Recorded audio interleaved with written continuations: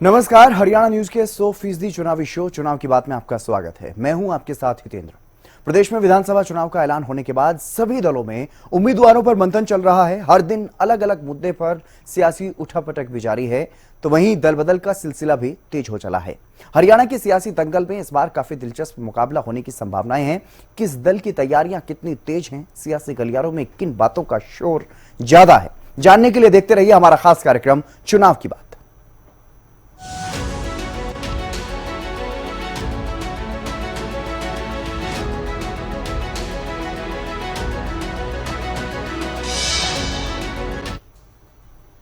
चुनाव की बात में सबसे पहले बात करते हैं भारतीय जनता पार्टी की। बीजेपी में उम्मीदवारों पर मेगा मंथन चल रहा है।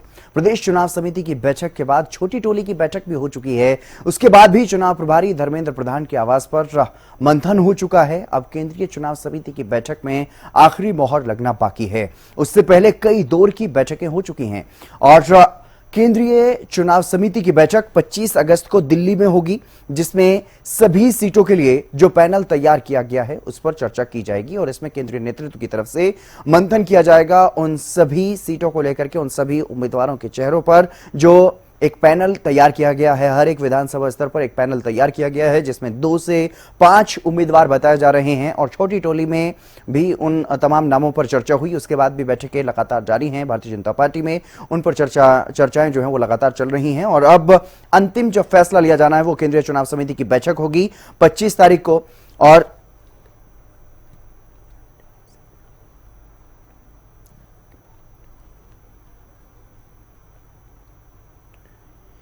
और बीजेपी की टिकट के 5 पैरामीटर बताए जा रहे हैं। सर्वे रिपोर्ट के आधार पर टिकट दी जाएगी। परफॉर्मेंस के आधार पर जो बीजेपी के विधायक हैं या मंत्री हैं उनको परफॉर्मेंस के आधार पर टिकट मिलेगी। अगर उनकी परफॉर्मेंस अच्छी रही है तो, अगर परफॉर्मेंस खराब है तो उनके टिकट कटने की संभावनाएं हैं। छवि कैसी है क्षेत्र में, क्या लोकप्रियता है या फिर लोग नाराज हैं, यह भी देखा जाएगा। अनुशासनहीनता तो नहीं की है उम्मीदवार ने, अनुशासन में बना रहा है, बयानबाजी ठीक ठाक रही है तो भी, और उम्र के लिहाज से भी काफी महत्वपूर्ण रहेगा क्योंकि उम्र भी एक महत्वपूर्ण बिंदु होगा जिसके आधार पर बीजेपी की तरफ से टिकट दिया जाएगा। और सबसे महत्वपूर्ण बात है कि जिताऊ उम्मीदवारों को ही टिकट दी जाएगी।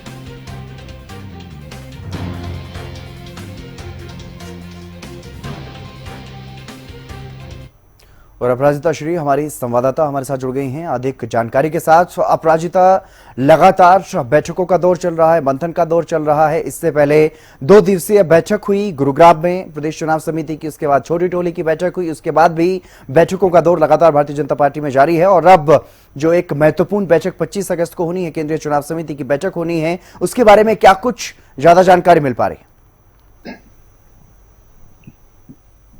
जी बिल्कुल, देखिए हितेन, 25 तारीख को केंद्रीय चुनाव समिति की बैठक होने वाली है। जेपी नड्डा अध्यक्षता करते हुए नजर आएंगे। इसके अलावा प्रधानमंत्री नरेंद्र मोदी, इसके अलावा और भी जो वरिष्ठ नेता है हरियाणा के, यानी धर्मेंद्र प्रधान हो जाए, जिन्हें चुनाव प्रभारी बनाया गया है, साथ ही सह प्रभारी बनाया गया है। चुनाव सह प्रभारी विप्लव देब मौजूद रहने वाले हैं। केंद्रीय मंत्री मनोहर लाल, मुख्यमंत्री नायब सेनी अध्यक्ष मोहनलाल बड़ौली इस बैठक में मौजूद रहेंगे।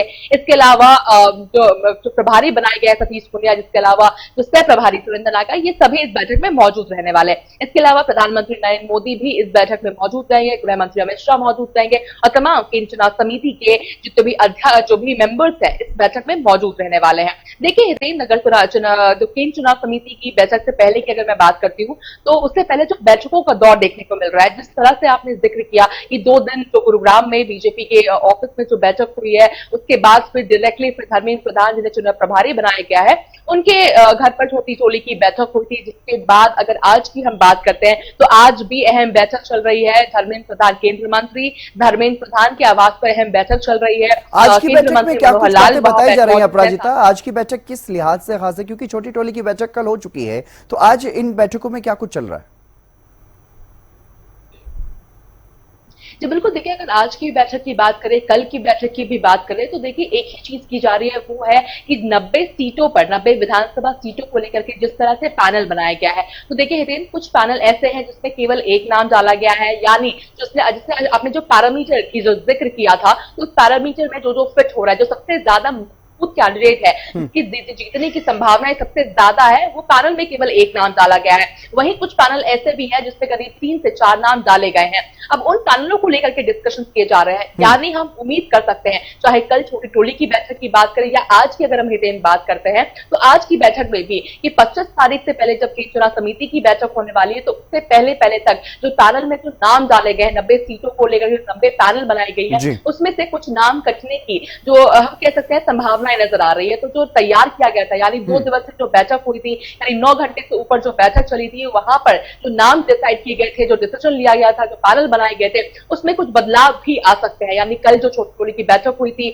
आज जो बैठक हो रही है, वहीं 25 तारीख यानी कल जो बैठक होने वाली है, कि चुनाव समिति की बैठक होने वाली है, उससे पहले भी उम्मीद कर सकते हैं कुछ और भी मुलाकातें, कुछ और भी अहम बैठकें अगर प्रदेश के स्तर पर भी मुमकिन है। यानी 25 से पहले 25 तारीख यानी कल शाम 7 बजे जब केंद्रीय चुनाव समिति की बैठक होने वाली, उससे पहले भी कुछ बदलाव नजर आ सकते हैं पैनल में। अब चलिए बहुत शुक्रिया अपराजिता, तमाम जानकारी देने के लिए। आप नजर बनाए रखिएगा। तो चुनाव को लेकर के भारतीय जनता पार्टी पूरी तरह से अलर्ट मोड में है और जिस तरह से पैनल पूरी तरह से तैयार हो चुका है सभी 90 सीटों पर, और कई ऐसे क्षेत्र हैं, कई ऐसी सीटें हैं जहां पर जो मौजूदा विधायक हैं या मंत्री हैं उनकी टिकट भी कटने की संभावनाएं बताई जा रही हैं, क्योंकि 25% नए चेहरों को उतारने का पहले ही भारतीय जनता पार्टी की तरफ से ऐलान किया जा चुका है। और चुनाव की बात करते हैं मुख्य विपक्षी दल कांग्रेस की। कांग्रेस में भी टिकटों पर लगातार मंथन हो रहा है और अब 4 दिवसीय मंथन दिल्ली में होना है 26 अगस्त से। उसके बाद कभी भी उम्मीदवारों की सूची जो है वो जारी की जा सकती है, यानी कि इस महीने के अंत तक कांग्रेस की तरफ से सूची जारी की जा सकती है। और 26 तारीख से जो स्क्रीनिंग कमेटी की बैठक होनी है और लगातार जो मंथन हरियाणा कांग्रेस की तरफ से पहले किया गया है, प्रदेश चुनाव समिति की तरफ से सभी सीटों पर मंथन किया जा चुका है। 2500 से ज्यादा आवेदन कांग्रेस को मिले हैं और उन पर लगातार मंथन किया जा रहा है। जिताऊ उम्मीदवारों के बारे में बताया जा रहा है कि जिताऊ उम्मीदवारों को ही टिकट दिए जाने की ज्यादा संभावनाएं हैं और साथ ही साथ जिनका पार्टी के प्रति जो वफादार रहे हैं उनको भी टिकट जो है वो दी जाएगी। यानी कि कुछ पैरामीटर्स तैयार किए गए हैं कांग्रेस की तरफ से भी। कांग्रेस की टिकट के जो पैरामीटर्स हैं वो आपको बता दें, जीतने की संभावना जिसकी सबसे ज्यादा है, पार्टी के प्रति वफादारी जिसकी है, सर्वे रिपोर्ट के आधार पर भी फैसला लिया जाएगा, सर्वे जो करवाए गए हैं, और परफॉर्मेंस के आधार पर अगर कोई विधायक है और विधायक का अगर परफॉर्मेंस अच्छा नहीं रहा है तो उनकी टिकट कटने की भी संभावनाएं हैं। और छवि कैसी है क्षेत्र में उसको लेकर के भी ध्यान रखा जाएगा टिकट का आवंटन करते समय। और बताया जा रहा है कि इस बार कोई कोटा सिस्टम नहीं होगा। हालांकि कोटा सिस्टम ना हो यह भी एक अपने आप में बड़ी चुनौती कांग्रेस के लिए कि कोटा सिस्टम को खत्म कर पाए। और चुनाव की बात कांग्रेस पार्टी में टिकट बंटवारे की हो रही है, तो बता दें कि कांग्रेस के प्रदेश अध्यक्ष उदय भान ने बड़ा दावा किया है। उदय भान ने संकेत दिए हैं कि मौजूदा विधायक से अगर जनता नाराज है तो विधायक की टिकट कट सकती है। यानी कि कांग्रेस के कई विधायकों की भी टिकट कटने की संभावना है। सर, एक और चर्चा चल रही है कि मौजूदा विधायकों की भी टिकट कट सकती है। ये अलग अलग अपनी पार्टी के फैसले हैं जी।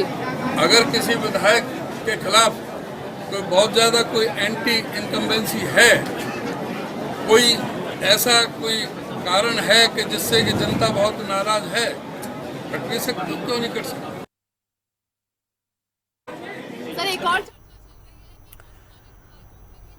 तो साफ तौर पर यह संकेत बीजेपी के कांग्रेस के प्रदेश अध्यक्ष उदय भान देते हुए नजर आए कि अगर किसी विधायक से क्षेत्र की जनता नाराज है तो उनकी टिकट भी कट सकती है। और इसी पर और ज्यादा बातचीत करेंगे हमारे पॉलिटिकल एडिटर अमित तिवारी भी हमारे साथ जुड़ गए हैं। अमित, कांग्रेस की तरफ से भी लगातार मंथन किया जा रहा है उम्मीदवारों के चेहरों पर, भारतीय जनता पार्टी भी लगातार मेगा मंथन कर रही है, बैठकों के दौर लगातार जारी है, लेकिन कांग्रेस के लिहाज से क्या समझा जाए, किस आधार पर टिकटों का आवंटन होगा? क्योंकि एक तरफ जहां ये कहा जा रहा है कि इस बार कोई कोटा सिस्टम नहीं होगा, जो बड़े नेता पहले अपने नेताओं के लिए, अपने समर्थकों के लिए टिकट लेकर के आते थे, ऐसा इस बार नहीं होगा, सिर्फ जिताऊ उम्मीदवारों को चुना जाएगा। ये बड़ी चुनौती अपने आप में हालांकि कांग्रेस के लिए रहने वाली है विधानसभा चुनाव के लिहाज से। तो वहीं जो मौजूदा विधायक है उनकी टिकट कटने के संकेत भी देते हुए नजर आ रहे हैं कांग्रेस के प्रदेश अध्यक्ष। निश्चित रूप से हितेंद्र, इस बार जो पैटर्न है वो लोकसभा चुनाव की तरह ही कांग्रेस ने बदलने का काम किया है।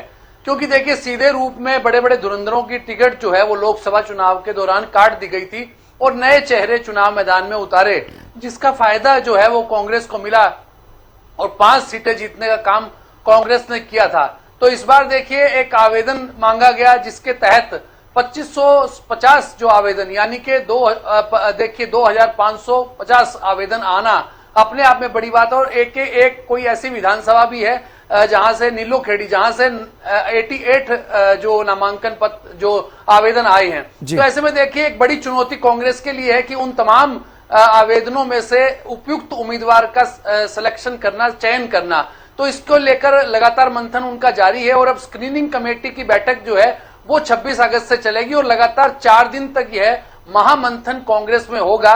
और अजय माकन स्क्रीनिंग कमेटी के चेयरमैन हैं, उनके नेतृत्व में यह बैठक चलेगी और इसमें देखिए कम से कम 2 नाम या ज्यादा से ज्यादा 4 नाम प्रत्येक विधानसभा क्षेत्र के आधार पर छांटे जाएंगे और उससे फिर उसके बाद उसकी पूरी रिपोर्ट जो है वो केंद्रीय कमेटी के सामने रखी जाएगी। केंद्रीय चुनाव समिति क्या निर्णय लेगी यह देखिए उसके बाद ही पता चलेगा। लेकिन यह है कि सितंबर के पहले सप्ताह में यानी कि शुरुआती दिनों में ही जो है वो लिस्ट आ सकती है और पहली लिस्ट जो है वो 40 से 45 नाम उसमें शामिल होंगे। लेकिन एक महत्वपूर्ण बात देखिए जो भाजपा में भी चल रही है वही कांग्रेस में चल रही है, यानी एंटी इनकम्बेंसी। उस विधायक के नाते जो क्षेत्र में काम कर रहा था उसके चेहरे की कुछ कमियां, कुछ नकारात्मक चीजें, उसका जनता से कम जुड़ाव, तो इस तरह की चीजों को देखते हुए उनके टिकट कटेंगे। उनमें देखिए कांग्रेस भी ऐसे 10 विधायकों पर जो है वो जिसका उन्हें रेड कार्ड उनका मिला है, उनकी रिपोर्ट कार्ड रेड मिली है,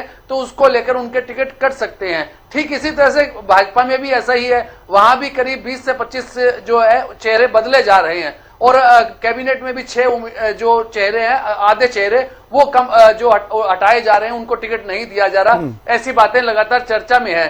तो कांग्रेस भी उसी पैटर्न पर, और देखिए उनकी एक सबसे बड़ी समस्या अंतरकलह, गुटबाजी और धड़ेबंदी की रहती है, जिससे पार पाने के लिए केंद्रीय नेतृत्व ने टिकटों के फैसला जो सीधा है वो अपने हाथ में ले लिया है और वे इस बात का निर्णय वे खुद ही करेंगे। और पहले की बजाय जो पिछले चुनावों से सबक लिया है उसमें उन्होंने पहले बड़े नेताओं के हवाले कर दी थी कि इतनी टिकटें आप दीजिए, इतने चेहरे आपके होंगे, इतने उम्मीदवार आपके होंगे। लेकिन ऐसा नहीं है, अब सारा जो निर्णय है पूरा का पूरा निर्णय स्क्रीनिंग कमेटी की रिपोर्ट के आधार पर केंद्रीय नेतृत्व लेता हुआ दिखाई देगा। यह जरूर है कि जो हरियाणा के नेता हैं वो उस बैठक का हिस्सा जरूर बनेंगे। बिल्कुल अमित, तो चलिए बहुत शुक्रिया तमाम महत्वपूर्ण जानकारी साझा करने के लिए। तो चुनाव को लेकर के कांग्रेस पार्टी पूरी तरह से सतर्क है, अलर्ट है और कांग्रेस में भी चर्चा उम्मीदवारों के नाम पर लगातार चल रही है।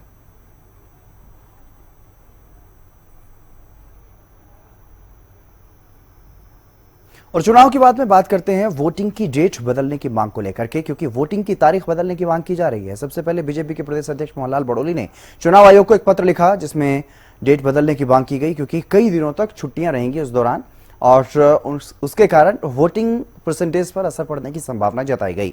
फिर बिश्नोई समाज की तरफ से धार्मिक अनुष्ठान की बात कही गई, चुनाव आयोग से तारीख बदलने की मांग की गई और साथ ही इनेलो ने भी इसी तरह की मांग की है, क्योंकि उस दौरान कई दिन तक छुट्टियों का जो सीजन है, एक तरह से छुट्टियां रहेंगी कई दिनों में। तो ऐसे में इस तरह की संभावनाएं हैं कि वोटिंग परसेंटेज पर इसका असर पड़ेगा, वोटिंग कम होगी। इसीलिए ये 3 पत्र जो है वो प्रदेश की तरफ से, प्रदेश बीजेपी की तरफ से, इनेलो की तरफ से और बिश्नोई समाज की तरफ से ये पत्र जो है वो अलग अलग तरीके से लिखे गए हैं। चुनाव आयोग से मांग की गई है कि डेट बदली जाए।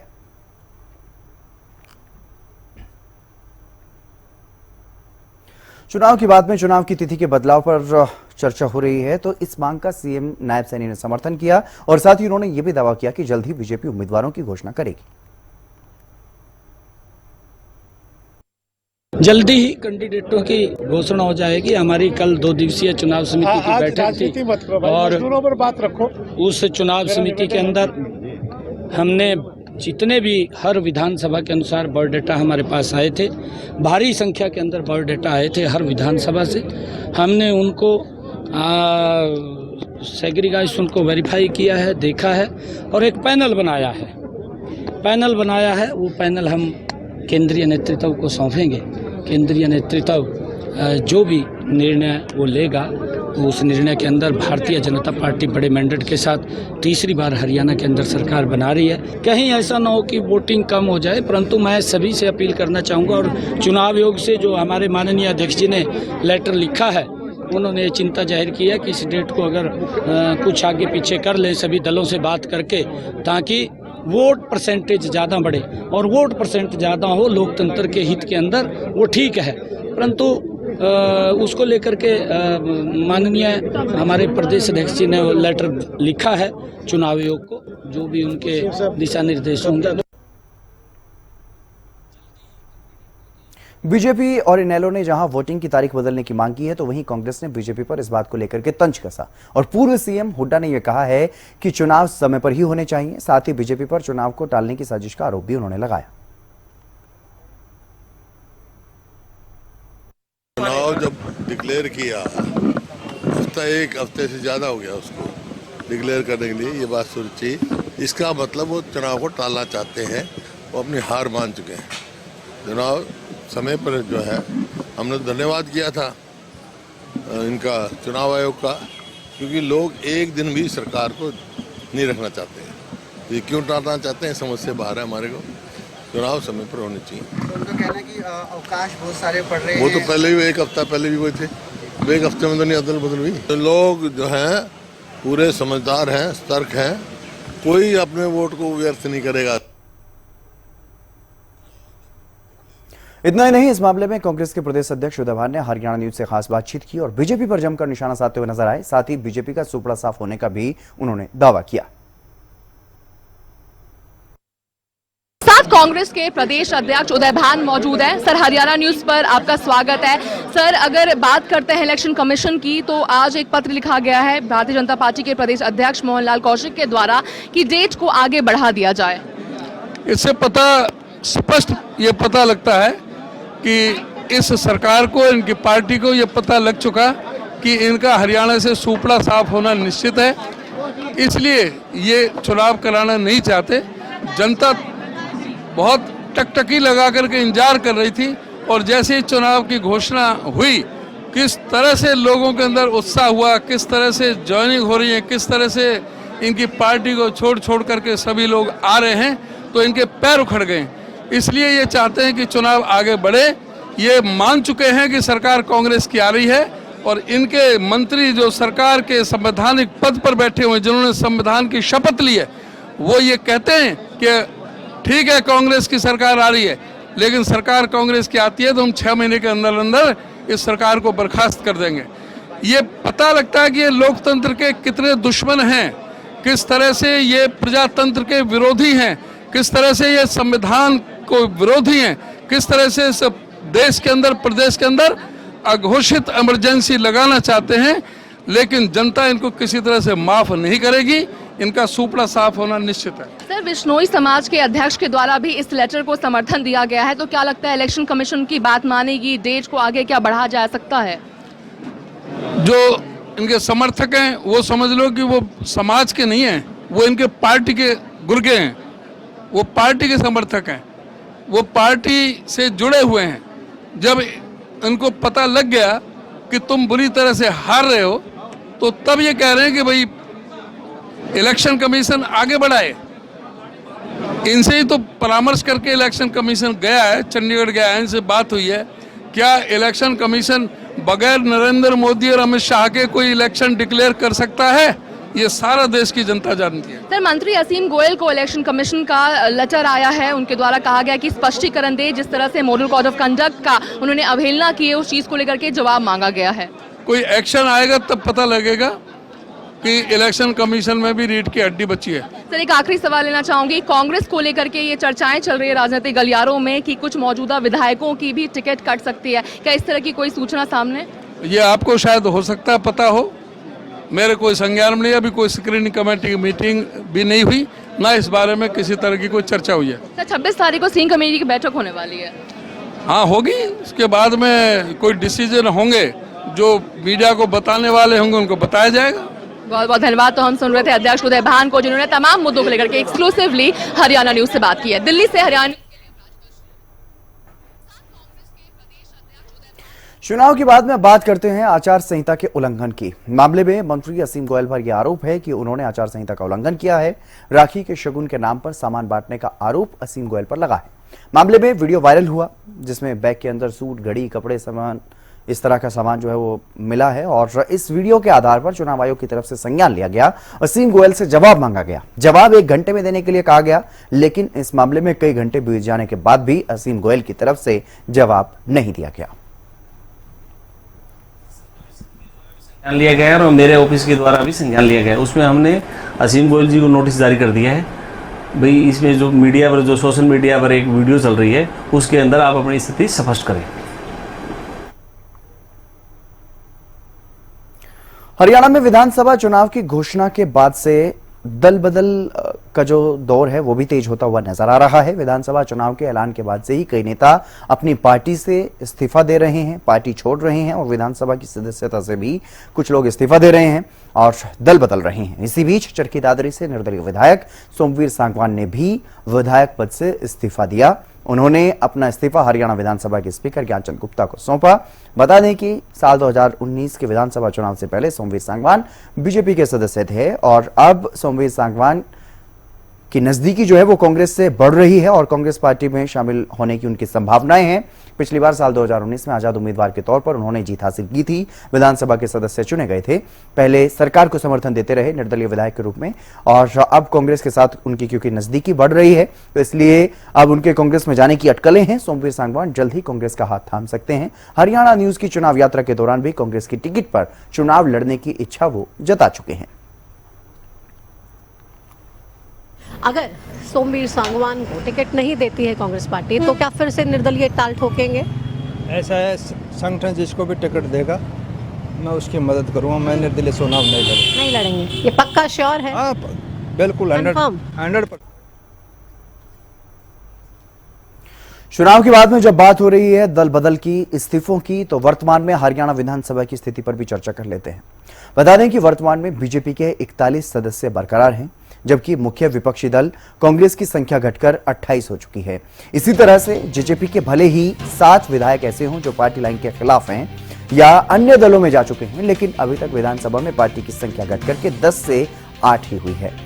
इनेलो के एक, हलोपा के एक विधायक ज्यों के त्यों बने हुए हैं। निर्दलीय विधायकों की संख्या भी लगातार घट रही है। अब कुल 4 निर्दलीय विधानसभा के सदस्य बचे हुए हैं, यानी कि सदन में कुल मिलाकर के सिर्फ 83 सदस्य बचे हैं और विधानसभा चुनाव के लिए दल बदल का सिलसिला अभी थमा नहीं है। ऐसे में यह संख्या अभी और भी कम हो सकती है।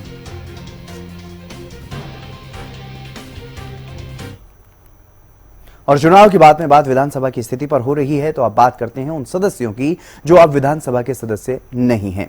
शुरुआत निर्दलीय विधायक सोमवीर सांगवान से करते हैं क्योंकि हाल ही में उन्होंने अपना इस्तीफा सौंप दिया है। सोमवीर सांगवान दादरी से निर्दलीय विधायक थे और अब कांग्रेस में जाने की अटकलें हैं और इससे पहले नरवाना से जेजेपी विधायक रामनिवास सुरजाखेड़ा इस्तीफा दे चुके हैं। बरवाला से जेजेपी के विधायक जोगीराम सिहाग भी इस्तीफा दे चुके हैं। बीजेपी से इन दोनों विधायकों की करीबी है, कभी भी ये दोनों नेता बीजेपी का दामन थाम सकते हैं। और इनसे पहले कांग्रेस विधायक किरण चौधरी भी इस्तीफा दे चुकी हैं, बीजेपी से राज्यसभा पहुंच चुकी हैं और बीजेपी में शामिल होने के बाद हालांकि काफी समय तक इन्होंने इस्तीफा नहीं दिया था, लेकिन इस्तीफा देने के बाद अब राज्यसभा पहुंची। बादशाहपुर से विधायक राकेश दौलतावाल का निधन हो गया था, वो निर्दलीय विधायक थे। मुलाना से कांग्रेस विधायक रहे वरुण चौधरी अब लोकसभा के सदस्य हैं, इसलिए वो भी अब विधानसभा के सदस्य नहीं है। रानिया विधानसभा क्षेत्र से जो विधायक थे रणजीत चौटाला, लोकसभा चुनाव से पहले उन्होंने इस्तीफा दे दिया था। बीजेपी की टिकट पर हिसार से लोकसभा चुनाव को लड़ चुके हैं।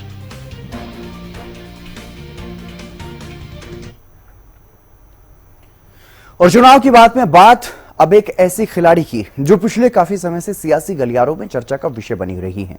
पहले महिला पहलवानों के आंदोलन के चलते और अब जब ओलंपिक में पहुंची तो वहां भाग्य का साथ नहीं मिला। गोल्ड मेडल जीतने की ओर बढ़ ही रही थी, लेकिन उससे पहले ही डिस्क्वालीफाई हो गई। लेकिन विनेश फोगाट देश के सियासी गलियारों में लगातार चर्चा का विषय बनी हुई है और खास तौर पर चुनावी राज्य हरियाणा में पहले उन्हें राज्यसभा भेजने की मांग कांग्रेस की तरफ से की गई तो किसी ने मनोनीत करने की मांग की है कि राज्यसभा में विनेश फोगाट को मनोनीत किया जाए।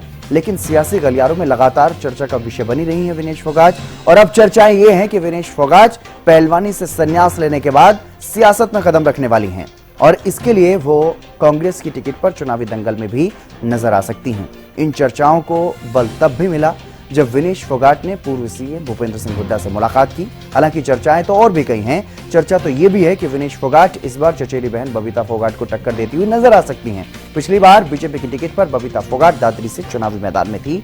हालांकि इस बार बीजेपी फिर से बबीता फोगाट पर दांव लगाएगी या नहीं, इस बारे में अभी स्थिति साफ भी नहीं है, लेकिन सियासी गलियारों में इस तरह की चर्चाएं जरूर चल रही हैं। हालांकि फिलहाल कांग्रेस नेता जो हैं वो विनेश फोगाट के कांग्रेस में आने के सवालों को काल्पनिक बता रहे हैं, लेकिन सियासत है और सियासत का जो माहौल है, प्रदेश में विधानसभा चुनाव का माहौल है, तो ऐसे में कब क्या हो जाए किसी को मालूम नहीं।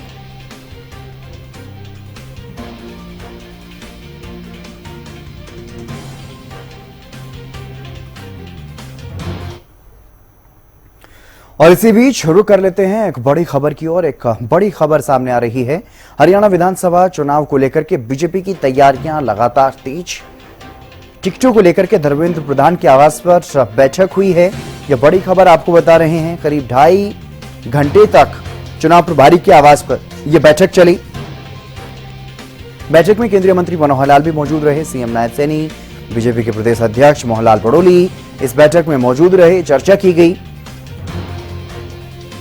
और अब यह बैठक खत्म हो चुकी है। हरियाणा विधानसभा चुनाव को लेकर के महत्वपूर्ण बैठक, इससे पहले छोटी टोली की बैठक हो चुकी है और अब एक बार फिर से यह बैठक हुई और यह बैठक करीब 2.5 घंटे तक चली है। हरियाणा विधानसभा चुनाव को लेकर के बीजेपी की तैयारियां लगातार चल रही हैं। बीजेपी का मेगा मंथन, विधानसभा चुनाव में जो उम्मीदवार रहने वाले हैं उनके नामों पर लगातार चर्चा की जा रही है, मंथन किया जा रहा है। पहले प्रदेश चुनाव समिति की बैठक हुई, फिर छोटी टोली की बैठक हुई और अब एक और बैठक चुनाव प्रभारी धर्मेंद्र प्रधान के आवास पर हुई है। और एक बैठक कल होगी, केंद्रीय चुनाव समिति की बैठक होगी, जिसमें फाइनल मोहर लगनी है उम्मीदवारों के नाम पर। उसके बाद कभी भी भारतीय जनता पार्टी की पहली सूची जो है वो जारी की जा सकती है। लेकिन बीजेपी का मेगा मंथन, एक एक सीट पर कई उम्मीदवारों के नामों पर मंथन किया जा रहा है। जो भी जीता हुआ उम्मीदवार होगा उसी को चुनावी मैदान में बीजेपी की तरफ से उतारा जाएगा। और इस बार कई प्रयोग जो हैं वो बीजेपी की तरफ से देखने को मिल सकते हैं हरियाणा में। तो बड़ी खबर आपको बता रहे हैं, करीब 2.5 घंटे तक ये बैठक चली है।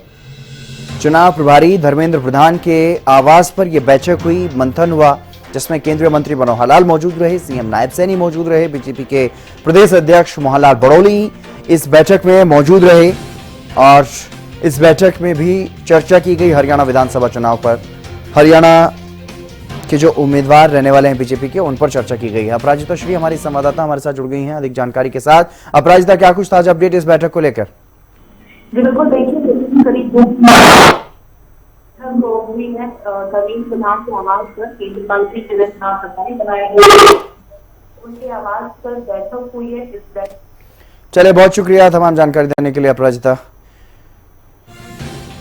हरियाणा विधानसभा चुनाव को लेकर के बीजेपी की तैयारियां तेज हैं और करीब 2.5 घंटे तक चुनाव प्रभारी के आवास पर यह बैठक चली।